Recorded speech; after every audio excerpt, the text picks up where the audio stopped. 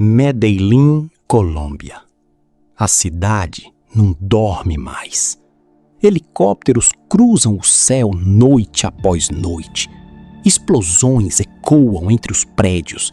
Sirenes se misturam ao som distante de tiros automáticos. Pablo Escobar declarou guerra contra o próprio país. Policiais são executados em plena luz do dia. Juízes desaparecem. Políticos vivem cercados de seguranças.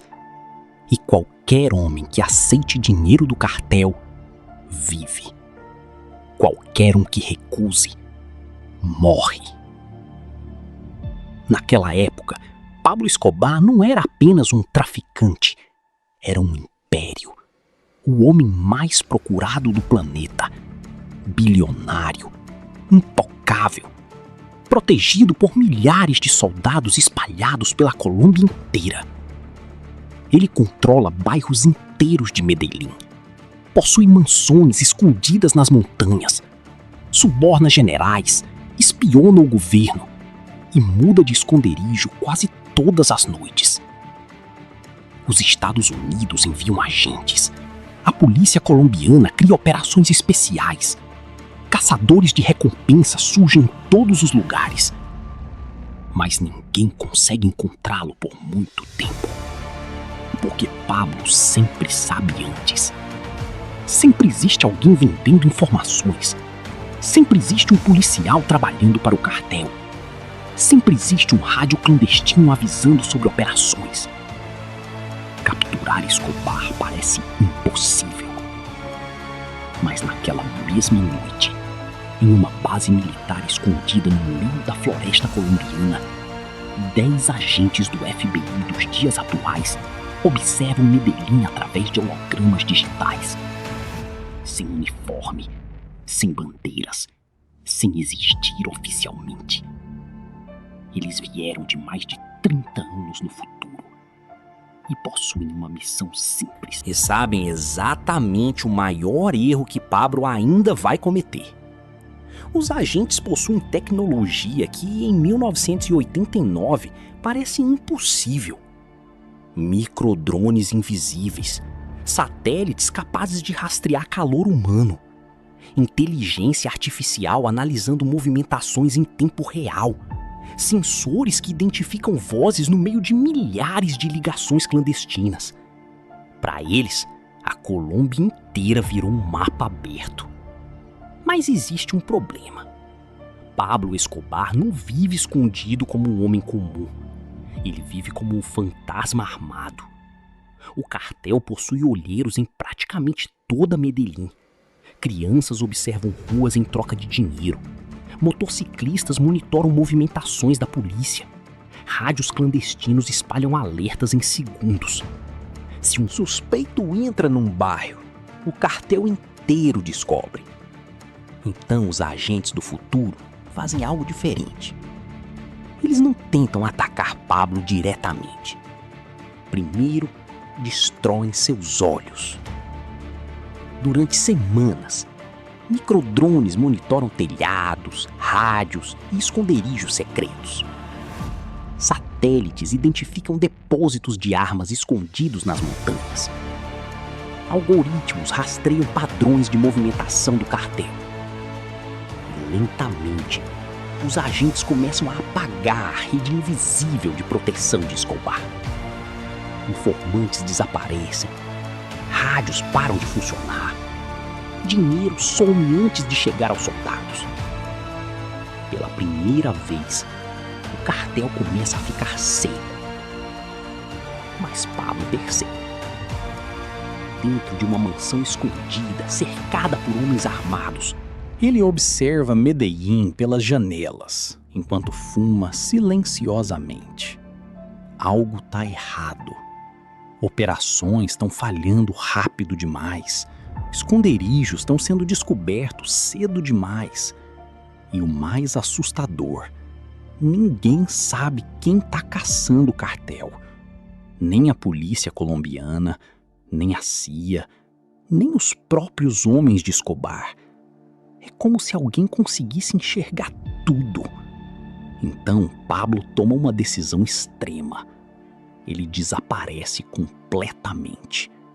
Sem telefone, sem rádio, sem contato direto. Nem seus homens sabem onde ele está.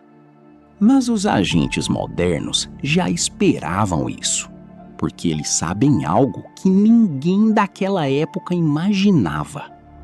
Pablo possui um hábito impossível de abandonar: família.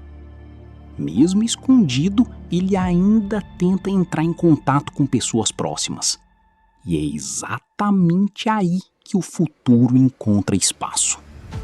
Os agentes usam satélites para rastrear pequenas alterações de energia em linhas telefônicas rurais.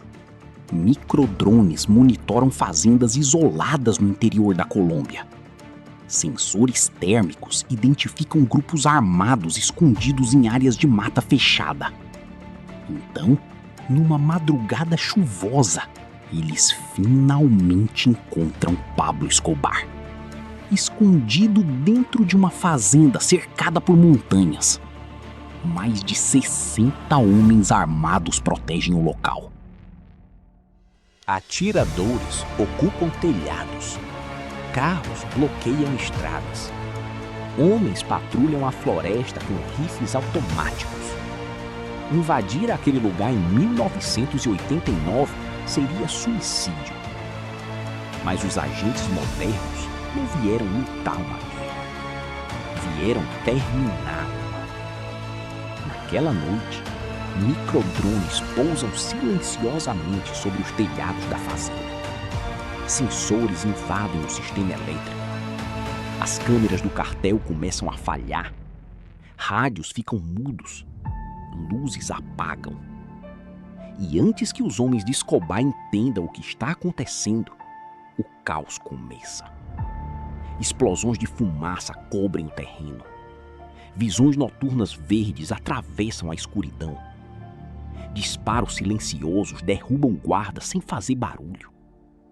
Os soldados do cartel atiram sem enxergar nada. Mas os agentes do futuro enxergam cada movimento. Pablo tenta fugir pelos fundos da fazenda usando um túnel escondido. Mas os satélites já mapearam tudo. Quando ele emerge no meio da floresta, encontra homens esperando por ele. Armados, silenciosos, impossíveis de identificar. Pela primeira vez em anos, Pablo Escobar sente medo. Ele olha para o líder da equipe e pergunta: "Quem diabos são vocês?" O agente responde friamente: "Homens de uma época onde você já perdeu. Mas sair dali vivo é outra história." Em minutos, Medellín inteira entra em alerta. Centenas de homens do cartel pegam armas. Carros atravessam bairros em alta velocidade. Rádios clandestinos espalham mensagens de guerra. A cidade inteira começa a caçar o FBI. Helicópteros procuram movimentações suspeitas. Policiais corruptos fecham estradas. Explosivos bloqueiam avenidas. A Colômbia vira um campo de batalha. Mas os agentes modernos mudam de rota a cada minuto. Drones monitoram perseguições pelos céus. Satélites identificam emboscadas antes que aconteçam. Inteligência artificial calcula as únicas rotas seguras. Enquanto o cartel procura fantasmas, os agentes desaparecem na madrugada. Ao amanhecer, Pablo Escobar já não está mais na Colômbia. Junto com ele, milhares de documentos secretos.